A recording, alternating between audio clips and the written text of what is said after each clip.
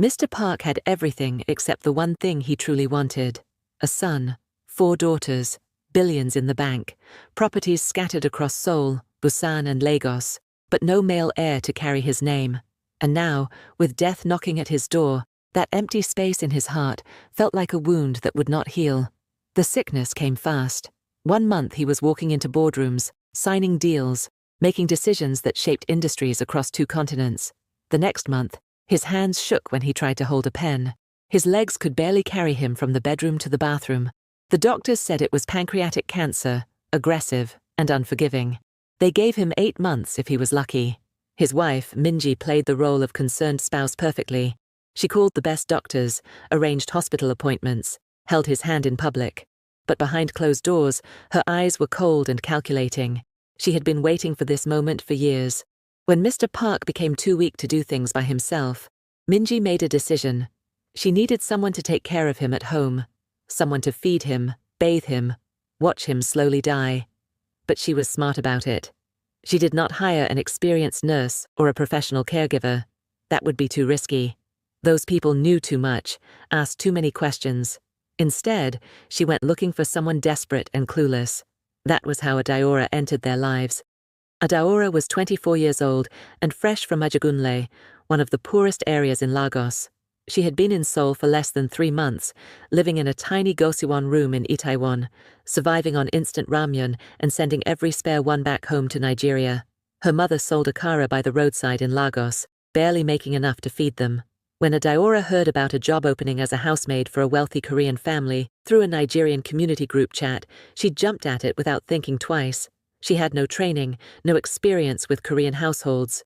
She had never worked in a mansion before, never served wealthy people, never even understood half the Korean appliances she saw in the Park residence. But she needed the money desperately, so she stretched the truth during the interview and said she had worked for 2 other families before. Minji saw right through the lies, and that was exactly what she wanted. "You will take care of my husband," Minji told Adaora on her first day, her voice sweet, but her eyes hard. She spoke in broken English, mixed with Korean, making Adaora strain to understand. "He is very sick. He cannot walk well. He cannot eat by himself. You will do everything for him. Do you understand?" "Yes, Ma," Adaora answered, grateful just to have a job. "If anything happens to him," Minji continued, leaning closer, "if he falls, if he chokes, if anything goes wrong, you will be responsible. Do you understand that too?" Adaora nodded, but a chill ran down her spine. She did not understand why Mrs. Park was saying this, but she pushed the fear away. She needed this job. Her family was counting on her. The Park mansion was massive. 8 bedrooms, a traditional hanok garden, marble floors that Adaora was terrified of walking on because she might slip and break something. The first time she saw Mr. Park, he was sitting in his bedroom, staring out the window at the garden. He looked tired, old, defeated. "Good morning, sir." Adaora greeted him softly in English. He turned to look at her with dull eyes and responded in surprisingly fluent English. "Who are you?" "My name is Adaora, sir. I am here to help you."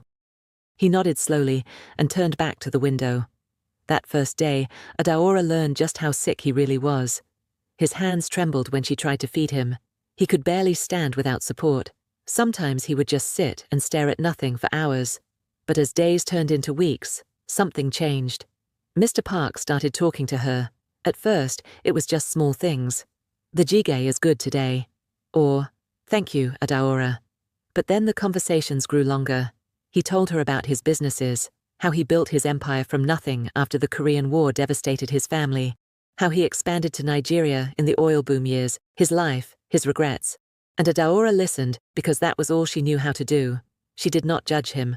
She did not look at him and see signs like everyone else did. She just saw a sick man who needed kindness. And for Mr. Park, that was everything.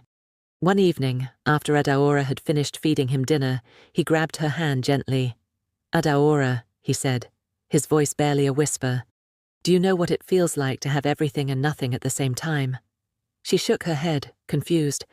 "I have 4 daughters," he continued, his eyes distant. "Jiwoo, Seoyeon, Ha-Nul, and Min-seo. All girls, beautiful girls, but I have no son." Adaora did not know what to say, so she stayed quiet. My father told me before he died that a man without a son is not complete. In Korean tradition, the family name dies without a male heir. I did not understand it then, but I do now. When I die, everything I built will scatter. My name will disappear. There will be no one to carry on what I started. Tears filled his eyes, and Adaora felt her own heart breaking for him. The doctors said I have a few months left, Mr. Park whispered. Maybe less. I have one wish, Adaora. Just one. I want a son before I die. That was when Adaora understood. Her breath caught in her throat. She pulled her hand away slowly. Sir, I know it sounds crazy, he interrupted quickly. I know I am asking for something impossible, but you are the only person in this house who treats me like a human being. Everyone else is just waiting for me to die. Adaora stood up, her mind racing. She did not know what to say, what to think. This man was offering her something that could change her life or destroy it completely. But before you hit that subscribe button, you need to understand something. You need to know about the people surrounding Mr. Park. The family that was supposed to love him, but only loved his money. Minji Park was a viper in designer hanbok. For 26 years, she had played the perfect wife while counting down the days until she could take everything. She had given him 4 daughters, not out of love, but because each child gave her more access to his accounts, more power in his companies. Now that he was dying, her plan was finally coming together. Hire a clueless foreign maid, wait for something to go wrong, and blame the poor Nigerian girl when her husband took his last breath. The police would believe her story. After all, who questions a grieving Korean widow? Then there were the daughters, each one more selfish than the last. Jiwoo, the first daughter at 31, had a boyfriend named Taejun, who whispered poison in her ear every night. When is the old man going to die?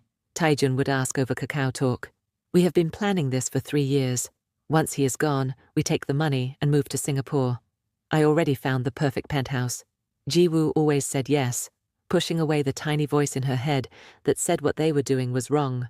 Seo Yeon, 28, lived for Instagram likes and K-drama aesthetics. She spent hours taking photos in hanbok, posting stories, building a following of 200,000 people who thought she was a lifestyle influencer. In her twisted mind, her father's death would make her famous. Headlines would read, "Chaebol heiress inherits fortune." Every Korean gossip site would write about her. That was the dream she held on to. Hanul, 26, was her mother's puppet. Whatever Minji said, Hanul agreed. Whatever Minji planned, Hanul helped execute. She had learned that loyalty to power was more valuable than loyalty to blood. Her father meant nothing to her. Only winning mattered. And finally, Min Seo, 23 years old, and dying herself. Stage 4, ovarian cancer had stolen her youth, her strength, her future. But even as death crept closer, she wanted the money. She convinced herself that with enough cash, she could fly to America and buy some experimental treatment, something that would save her, even though the doctors said it was impossible. Hope and delusion had become the same thing in her mind. Not one of them loved him. Not really. They were all just waiting. And now here was Adaora, a poor girl from Ajagunle, standing in the middle of a Seoul mansion full of vultures, being asked by a dying Korean billionaire to give him the one thing his money could not buy. A son. Adaora tried her best, but Mr. Park could see it. The girl had no idea what she was doing. The first week was a disaster. She burned his myeokguk twice because she did not understand the rice cooker settings. She gave him his medication at the wrong times. When she tried to help him walk to the bathroom, they both nearly fell because she did not know how to support his weight properly. Any other employer would have fired her on the spot. But there was something about Adaora that kept Mr. Park from complaining. She put her heart into everything, even when she failed. When she burned the soup, she apologized so sincerely in her broken Korean that he could not stay angry. When she mixed up his pills, she cried and promised to write everything down so it would never happen again. And she did. She created a notebook with times and dosages in both English and Korean, checking it every few hours like her life depended on it. She was decent, respectful. She never complained even when the work piled up and her hands were raw from cleaning. She never nagged about the long hours or asked for days off. She just worked silently and tirelessly, trying to prove she deserved to be there. Slowly, Mr. Park began to depend on her. Not because she was good at her job, but because she cared. And in a house full of people who wanted him dead, that small act of caring meant everything. The more time he spent with Adaora, the more he looked forward to seeing her. When she walked into his room in the morning with her warm smile, his day felt a little brighter. When she sat beside him to feed him lunch, he would ask her questions just to keep her there longer. "Tell me about Nigeria," he would say. "Tell me about your family." For the first time in years, someone in his house made him feel human. But his daughters noticed, and they did not like it one bit. Ji-woo was the first to start trouble. One afternoon, while Adaora was cleaning Mr. Park's room, Ji-woo called out from the living room in Korean. "The maid, come here." Adaora rushed downstairs, worried something was wrong. "Yes, Ma." Ji-woo was stretched out on the sofa, scrolling through her phone. She did not even look up when she spoke in English. "Get me the remote." Adaora glanced around and saw the remote sitting on the coffee table, just inches from Ji-woo's hand. "Ma, it is right there beside you." I said, "Get it for me." Ji-woo's voice was sharp now, daring Adaora to refuse. Adaora swallowed her pride and picked up the remote, handing it over. Ji-woo snatched it without a thank you and waved her away like she was swatting a fly. This became a pattern.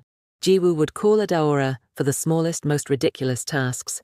Close the curtain, bring kimchi from the kitchen even though the kitchen was 5 steps away, adjust the ondol heating. Once while Ji-woo was on the phone with Taejun, she snapped her fingers at Adaora and pointed at the door. Adaora stood there confused until Ji-woo covered the phone and hissed in English, "Close the door." "Are you stupid?" Adaora closed the door quietly and walked away, her chest tight with humiliation. Seo-yeon was worse. She spent most of her day creating content for Instagram and TikTok, posing in traditional Korean dresses and changing outfits every hour. Whenever Adaora passed by her room, Seo-yeon would call her in. "Yeah, maid, set up my ring light. The angle is wrong." Adaora would adjust the lights, moving them exactly where Seo-yeon pointed. But 5 minutes later, Seo-yeon would call her back. "This is still wrong. Do it again." And Adaora would do it again. Sometimes Seo-yeon would make her set up the same lights 3 or 4 times just because she could. Once Seo-yeon asked Adaora to polish her ring lights even though they were spotless. Adaora wiped them down carefully with a microfiber cloth, but Seo-yeon inspected them and said in broken English, "You missed spot. Clean again." Adaora cleaned them again without saying a word. Ha-Newell played a different game. She would send Adaora to her mother's room with instructions. "Go make tea for my mother. Exactly 2 spoons of honey, Korean green tea, not too hot." Adaora would prepare the tea perfectly, following the traditional method she had learned, and bring it upstairs, only for Minji to take 1 sip and slap the cup out of her hand. "This tastes like dirt." "Are you trying to poison me?" The hot tea would splash on the floor, sometimes on Adaora's legs, and Minji would stand there glaring at her like she had committed a crime. Ha-Newell would watch from the doorway with a satisfied smirk, enjoying the show. "Clean it up," Minji would say coldly in English, "and do not let it happen again." Adaora would get on her knees and clean the mess, biting her lip to keep from crying. She knew the tea was made exactly how Minji asked. She knew this was just cruelty for the sake of cruelty, but she could not say anything. She needed this job. Minseo, the youngest, stayed in her room most days, too weak to move around much. The cancer was eating her alive, and everyone knew it. But even in her suffering, Minseo found ways to make Adaora's life harder. Minseo vomited almost every day. The chemotherapy made her sick, and she could barely keep food down. Every time it happened, she would ring a bell for Adaora. Not the other maids who did nothing all day. Just Adaora. "Maid." I threw up again. "Clean it." Adaora would come in with a bucket and towels, cleaning up the mess without complaint.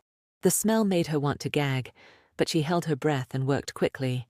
Minseo never said thank you. She would just lie back on her bed and close her eyes, waiting for Adaora to finish. It was like the other maids in the house did not exist. Everything fell on Adaora. Cooking both Korean and Nigerian food when Mr. Park requested it, cleaning, taking care of Mr. Park, running errands for the daughters. She worked from 5 in the morning until midnight, barely stopping to eat. Her body ached constantly. Her hands were rough and cracked from all the washing and scrubbing with harsh Korean cleaning products. She had not video called her mother in 5 weeks, but she could not quit. Her family needed the money too desperately. After finishing all the chores one night, Adaora finally had time to take a bath. The hot water felt like heaven on her tired muscles. She washed quickly, not wanting to waste time, and put on a simple nightgown. Her hair was still damp when she knocked on Mr. Park's door to give him his night medication. "Come in," his weak voice called out. She entered with a glass of water and his pills on a tray. Mr. Park was sitting up in bed, staring at her with an expression she could not quite read. "Your medication, sir," Adaora said softly, handing him the pills. He took them slowly, his hands shaking. After he swallowed, he did not let go of the glass. Instead, he looked at Adaora for a long moment. "Sit down," he said, patting the edge of the bed. Adaora hesitated. "Sir, I should go. It is late. Please, just for a few minutes." She sat down carefully, keeping a respectful distance. "How did you end up here, Adaora?"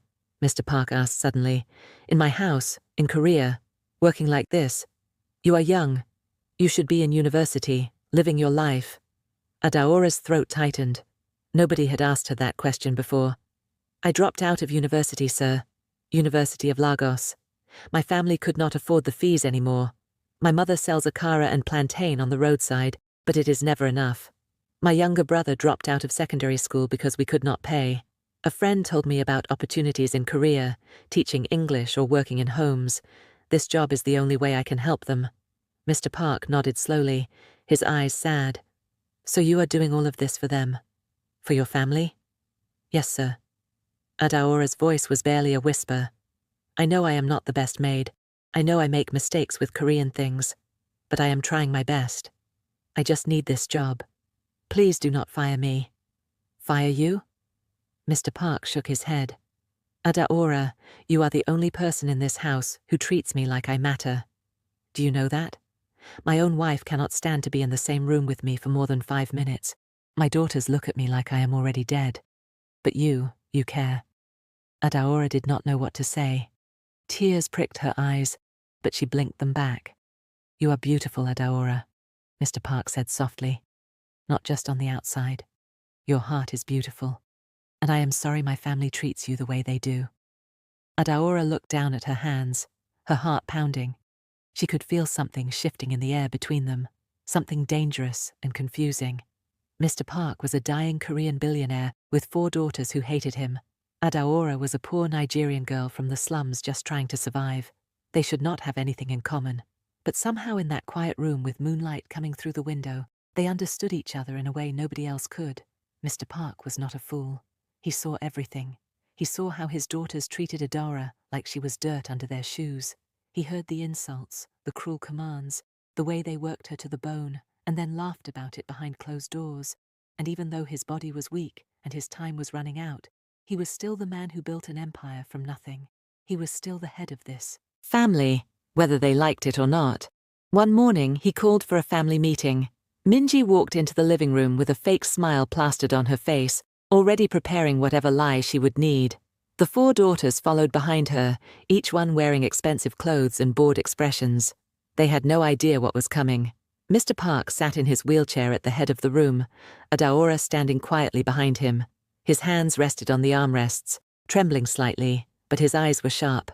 "I called you all here because we need to talk," Mr. Park began, his voice weak but firm. "About what, Appa?" Seoyeon asked, already looking at her phone. "About Adaora." The room went silent. All eyes turned to the young Nigerian maid, standing nervously in the corner. "What about her?" Minji asked, her tone ice cold. "I know what you have all been doing," Mr. Park said slowly. "I see how you treat her, sending her on useless errands, making her do the work of 10 people, insulting her every chance you get. It stops today." Jiwoo scoffed. "Appa, she is a maid. That is what maids do. They work." "She is not your slave," Mr. Park shot back, louder now. "From today, none of you will give her instructions anymore. None of you will send her to do your ridiculous tasks. She is here to take care of me, not to be your servant." Min Seo laughed weakly from her wheelchair. "So now the African maid is special. Is that what you are saying?" "Yes." Mr. Park did not hesitate. "She is special to me. And if any of you lay a hand on her, if anything happens to Adaora, you can forget about getting a single one from my will. Do you understand me?" The room exploded. You cannot be serious, Hanul shouted in Korean. This girl has bewitched you. Minji stood up, pointing at Adaora. What did you do to my husband, you Nigerian witch? I did nothing, Ma. Adaora whispered, her voice shaking. Liar. Minji moved toward her, but Mr. Park raised his hand. Sit down, Minji. All of you, sit down. Nobody sat down. They all stood there, shocked and furious, staring at their dying father like he had lost his mind. I am old, Mr. Park continued, his voice cracking with emotion. I am weak, but I am still the man who built everything you enjoy.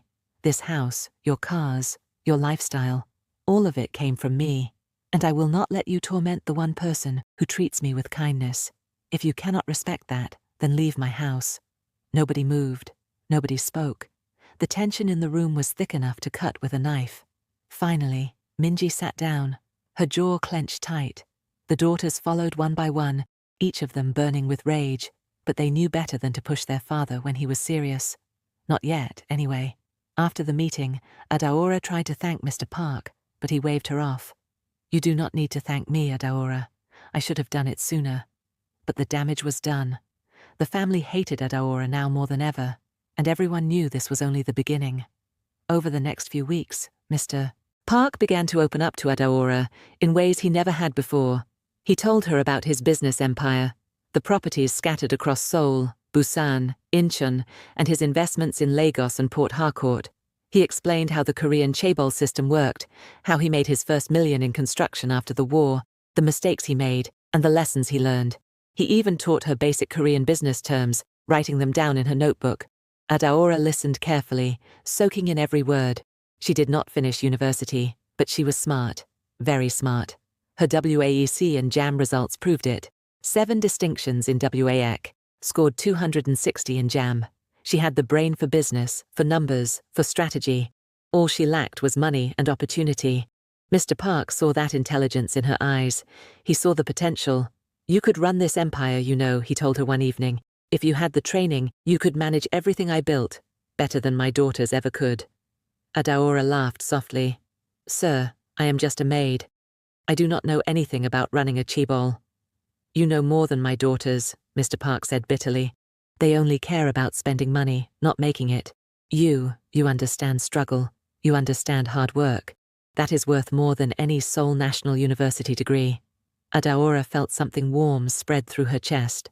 For the first time in her life, someone believed in her. Someone saw her as more than a poor Nigerian girl trying to survive in a foreign country. And slowly, without even realizing it, she was beginning to care for Mr. Park too. Not because of his money, not because of what he could give her, but because he was kind to her when nobody else was, because he made her feel human. One night, after she gave him his medication, Mr. Park took her hand gently. Adaora, I need to tell you something. My dying wish. She sat down beside him, her heart racing. I want a son, he said quietly. Before I die, I want to hold a male child in my arms. Someone who will carry my name, my blood. Someone who will inherit everything I built. Adaora pulled her hand back, her eyes wide. Sir, I cannot. I know what I am asking, Mr. Park interrupted. I know how it sounds. But Adaora, you are the only person I trust. My wife, she wants me dead. My daughters, they are waiting to divide my money like vultures. But you care about me. And I care about you. Your wife will kill me, Adaora whispered, fear creeping into her voice. If she finds out that anything happened between us, she will destroy me. They will call me all kinds of names. African this, Nigerian that. She will not touch you. I will protect you. How? Adaora's voice broke. You are sick, sir. You cannot even walk without help. How will you protect me from them? Mr. Park was silent for a long moment. Then he spoke, his voice heavy with truth. You are right. I am weak, but my money is not. My lawyers are not. And if you give me this one thing, I will make sure you and your son family are taken care of for life. I will put it in writing. I will make it legal. You will never have to struggle again. Your mother will never have to sell akara on the roadside again. Your brother will finish school. You will go back to university. Adaora stood up, pacing the room. Her mind was spinning. This was madness. This was dangerous. A Korean man and a Nigerian woman. The scandal alone would be enormous. But when she thought about her mother selling food in the Lagos sun, her brother who dropped out of school, the tiny room they all shared in Ajagunle, she felt something inside her crack. "Why do you need a son so badly?" she asked finally. Mr. Park closed his eyes. "Because those women in this house do not deserve what I built. They did not work for it. They did not sacrifice for it. All they did was wait for me to die. But a son would carry my legacy. A son would make sure my name does not disappear. In Korean tradition, only a son can perform the ancestral rites. Without a son, I will be forgotten." It was a selfish reason. Adaora knew that, but she also understood it. In a world where people only valued you for what you could give them, Mr. Park just wanted someone to remember him. "I need time to think," Adaora said quietly. "Take all the time you need." But time was the one thing they did not have. 3 days later, Adaora gave him her answer. Yes. That night changed everything. Weeks passed. At first, nobody suspected anything. But then Adaora started feeling sick. In the mornings, she would rush to the bathroom and vomit, her stomach twisting in knots. She tried to hide it, tried to pretend it was just stress or bad kimchi, but the signs were too obvious. Ha-Nul was the first to notice. As Minji's loyal spy, she watched Adaora like a hawk, always looking for ammunition to use against her. One morning, she heard Adaora throwing up in the bathroom and immediately went to her mother. "Ioma, I think the African girl is pregnant." Minji's eyes went wide. "What?" "I heard her vomiting this morning, and she has been tired lately, sleeping more than usual. I am telling you that girl is carrying a baby." Minji's face twisted with rage. "If what you are saying is true, then she has been sleeping with my husband. That little Nigerian witch has been in my house eating my food and sleeping with my dying husband." "What are we going to do?" Ha-Nul asked, excited by the drama. "First, we confirm it. Then, we deal with her." The next day, Minji forced Adaora to take a pregnancy test. Adaora had no choice. Minji handed her a Korean pregnancy test kit and stood outside the bathroom door. When Adaora saw the 2 lines appear, her hands shook so badly she almost dropped it. Positive. She was carrying Mr. Park's child. When Minji saw the result, she lost control. She grabbed Adaora by the arm and dragged her into the living room where all the daughters were gathered. "Look at this," Minji screamed in Korean, then switched to broken English, waving the test in the air. "This girl is pregnant. She has been sleeping with your dying father, and now she wants to bring a bastard into this family to share your inheritance. A half-Korean, half-African bastard." The daughters erupted. Jiwoo called her a homewrecker, and worse names in Korean that Adaora did not fully understand, but felt in her soul. Seo Yeon recorded everything on her phone, already planning how to use this scandal for her Instagram. Ha-Nul spat at her feet. Even Min Seo, weak as she was, looked at Adaora with pure hatred. "You are a disgrace," Minji hissed. "You came into my house as a maid and tried to steal my husband. You Nigerian gold digger. Well, let me tell you something, girl. That baby you are carrying will never see a single one. I will make sure of it. I will have you deported." Before Adaora could respond, the sound of a wheelchair rolling into the room silenced everyone. Mr. Park appeared in the doorway, his face pale, but his eyes blazing with anger. "What is going on here?" "Your precious African maid is pregnant," Minji shouted. "She has been sneaking into your bed, and now she thinks she can trap you with a baby. A mixed-race baby that will shame our family name." Mr. Park looked at Adaora, then at his wife, then at his daughters. He took a deep breath. "Yes," he said calmly in English, then repeated in Korean. "The baby is mine." The room went dead silent. I asked Adaora to carry my child. She did not seduce me. She did not trap me. I begged her and she agreed because she has a kind heart, something none of you have. Minji looked like she was about to faint. "You did this on purpose. You brought an African woman into our home to do this." "Yes, because I wanted a son. And now, God willing, I will have one." "You are insane," Minji whispered. "Our family will be a laughingstock. A Korean chaebol with a Nigerian baby." "Maybe," Mr. Park said, rolling his wheelchair forward. "But I am still the head of this family, and you all know what I am capable of. So let me make this very clear. If anyone touches Adaora, if anyone harms her or that baby, I will cut you out of my will completely. Every single one of you. Try me." He looked each of them in the eye, daring them to challenge him.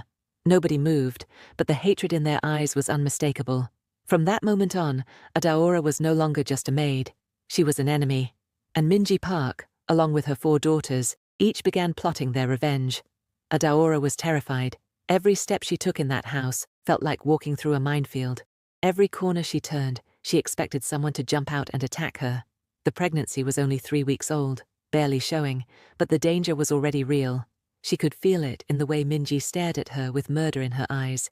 She could see it in how the daughters whispered and plotted whenever she walked past. One night, after everyone had gone to bed, Adaora crept into Mr. Park's room. Her hands were shaking. "Sir, I cannot." "Stay here," she whispered urgently. "I am scared. These people want me dead.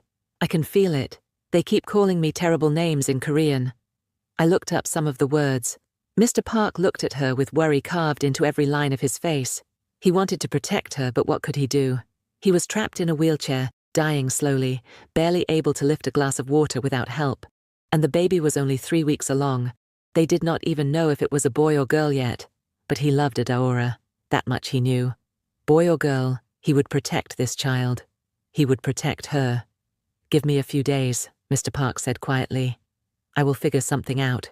If you want to see how this unfolds, how Mr. Park plans to protect Adaora from his vengeful family, then you need to subscribe right now. Hit that button, because what happens next will shock you. The battle between a dying Korean billionaire and his family over a Nigerian woman carrying his child is just getting started. Don't miss it." 3 days later, he called Adaora back into his room. His eyes were determined now, like he had made a decision he could not take back. "You are leaving Korea," he said firmly. Adaora's eyes widened. "What?" "I am sending you abroad, somewhere safe. Not Nigeria, they will find you there. Not anywhere in Asia. I am sending you to Canada. You will stay there for 9 months, have the baby in peace, and come back when it is safe. If you stay in this house, Adaora, you will not survive. I know my family. They are capable of terrible things. Korean families like mine, we do not forgive easily. But sir, no arguments. I have already made arrangements. I will fly you out privately. I will send money every month for your upkeep. You will have the best doctors, the best care. Just trust me." Adaora wanted to cry. She wanted to thank him, but the words would not come. All she could do was nod. But Mr. Park did not know that Minji had been listening to everything. After discovering Adaora's pregnancy, Minji had planted a small voice recorder in her husband's room, hidden inside a traditional Korean vase. Every night while he slept, the device captured every word, every plan, every secret.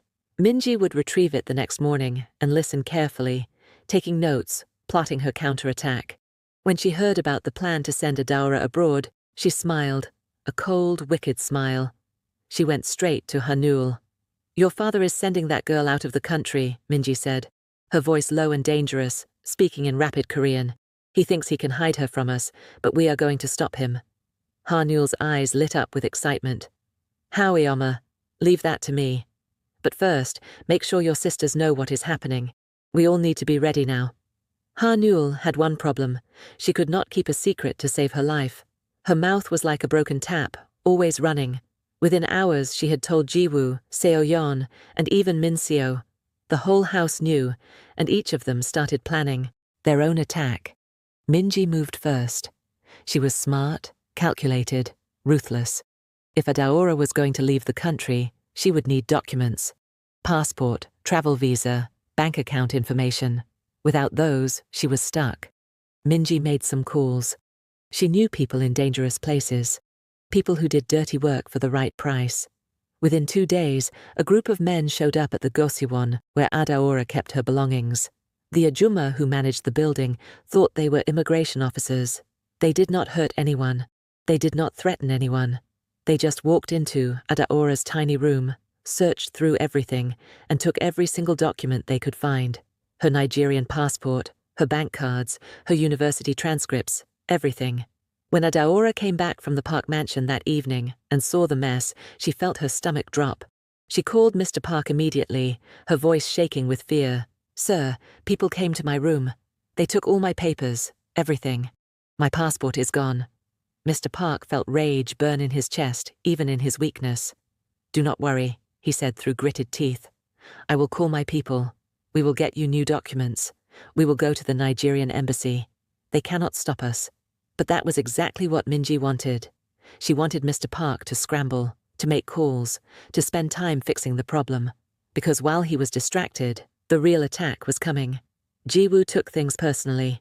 Of all the daughters, she was the most invested in her father's money because of Taijun, her scammer boyfriend, who had been pressing her every single day. When is he going to die? When do we get the money? Jiwoo could not let some random Nigerian maid ruin her plans, so she hired men of her own, not to steal documents, but to do something worse. On the day Adaora was supposed to leave for the airport, Jiwoo planned to have her intercepted. The men would block the car, drag Adaora out, and make her disappear. Simple, clean, and Jiwoo would act shocked when the police came asking questions. A missing Nigerian woman in Korea. No family here. Who would even investigate properly? But Mr. Park was not stupid. He had been in business for 40 years. He had dealt with Korean gangsters, corrupt politicians, and cutthroat chaebols. He knew how snakes moved. He knew how to think 10 steps ahead. He announced a fake travel date, told everyone in the house that Adaora would be leaving on Thursday afternoon, made a big show of it, even had one of his drivers prepare the car publicly. But the real plan was different. Late Wednesday night, when the mansion was dark and silent, Mr. Park sent Adaora a text message in English. "Leave now. Do not tell anyone. Go to the back gate. My driver is waiting. Take only what you can carry in one bag." Adaora read the message, her heart pounding so loud she thought it would wake someone up. She packed a small bag with just the essentials, her Bible, a photo of her family, and the notebook Mr. Park had given her. She put on a simple dress and a hoodie and crept out of her room like a thief in the night. The house was quiet, too quiet. Every creak of the floor made her freeze. Every shadow made her jump, but she kept moving one step at a time until she reached the back gate near the traditional garden. A black car was waiting, engine running. The driver was not Korean, but another Nigerian man who worked for one of Mr. Park's business associates. He opened the door without saying a word, and Adaora climbed in. As they drove away from the Gangnam district, she looked back at the mansion one last time, her hand resting protectively on her stomach.